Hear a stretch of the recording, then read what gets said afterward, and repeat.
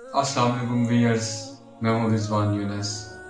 अगर आप ज़हनी सुकून चाहते हैं तो ये काम करना छोड़ दें।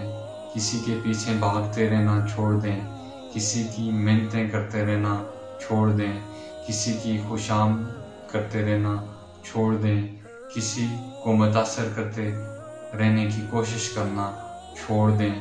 खुद की परवाह करना सीखें। आपकी खुशियाँ, आपकी जिस्मानी सेहत और आपका ज़हनी सुकून आपके ही बदलने से मुमकिन है।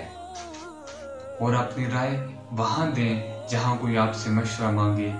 अगर आप हर जगह सियाना बनने की कोशिश करेंगे तो बाज़ दफ़ा ऐसा होता है, क्या पता अगले बंदे का कैसा मूड हो और आपको इंसल्ट का सामना करना पड़े। ना ही बहुत ज़्यादा फ्री हुआ जाए और ना ही ज़्यादा खामोश रहा जाए।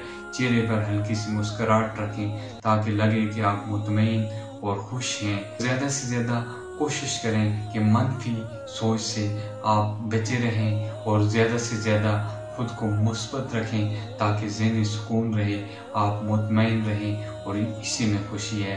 अगर मेरी वीडियो आपको अच्छी लगी है, मेरी वीडियो को लाइक और मेरे चैनल को सब्सक्राइब ज़रूर कीजिएगा। अल्लाह निगहबान।